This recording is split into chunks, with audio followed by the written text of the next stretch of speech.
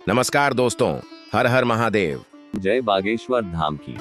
मित्रों, करवा चौथ की प्रचलित कथा वीरावती और उसके 7 भाइयों के ऊपर है। कथानुसार प्राचीन काल में इंद्रप्रस्थ में वेद शर्मा नामक एक विद्वान ब्राह्मण रहा करते थे। उनकी पत्नी लीलावती से उनके 7 पुत्र और वीरावती नाम की एक पुत्री हुई। वीरावती के युवा होने पर उसका विवाह विधि विधान के साथ कर दिया गया।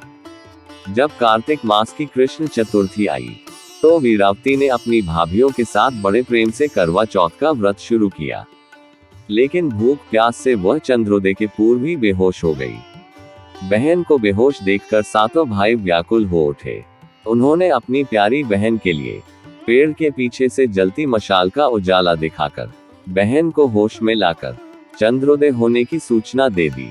तो उसने विधिपूर्वक पूजन और अर्घ्य देकर भोजन कर लिया। ऐसा करने से उसके पति की तत्काल मृत्यु हो गई। अपने पति के मृत्यु से वीरावती व्याकुल हो गई और उसने अन्न जल का पूरी तरह से त्याग कर दिया। इसके आगे की कहानी आपको पता ही होगा।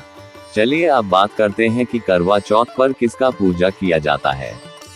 तो दोस्तों, करवा चौथ के दिन भगवान श्री गणेश, भगवान शिव जी, माता पार्वती और चंद्रदेव की विधि विधान के साथ पूजा की जाती है।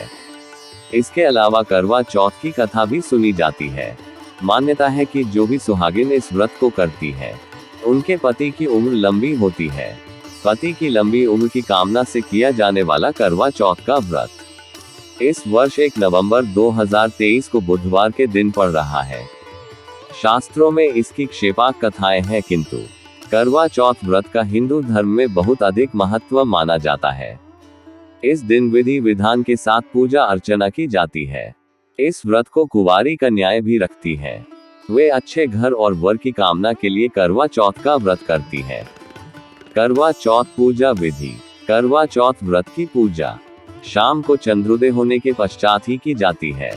पूजा विधि के अनुसार करवा चौथ के दिन सुबह उठकर स्नान आदि करके स्वच्छ वस्त्र धारण कर ईश्वर के सामने हाथ जोड़कर व्रत का संकल्प लेना चाहिए। फिर भगवान श्री गणेश और शिव पार्वती जी की स्तुति करनी चाहिए। इसके बाद दोपहर में पूजा की तैयारी करें। दीवार पर गेरू से फलक बनाएं। फिर पिसे हुए चावल से उस पर करवा का चित्र बनाएं। शाम को फलक वाले स्थान पर जमीन पर चौक लगाएं और मां पार्वती और शिव जी की कोई ऐसी तस्वीर आसन पर रखें जिसमें भगवान गणेश मां पार्वती की गोद में बैठे हो।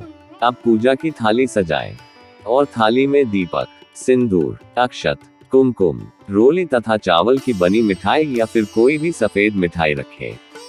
इसके बाद खाली करवा में जल भरकर पूजा में रखें और मां पार्वती को श्रृंगार की सभी सामग्री चढ़ाएं।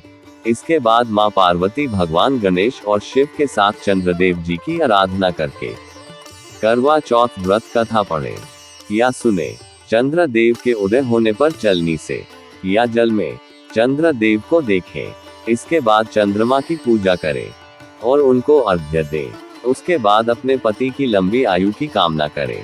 पति के हाथ से पानी पीकर या निवाला खाकर अपना व्रत संपन्न करें। फिर अपने सभी बड़ों के पैर छूकर उनका आशीर्वाद लेना चाहिए। तो दोस्तों, उम्मीद करता हूँ वीडियो की जानकारी आपको अच्छी लगी होगी। चलिए मिलते हैं किसी और वीडियो में। जय श्री राम, जय बागेश्वर धाम की।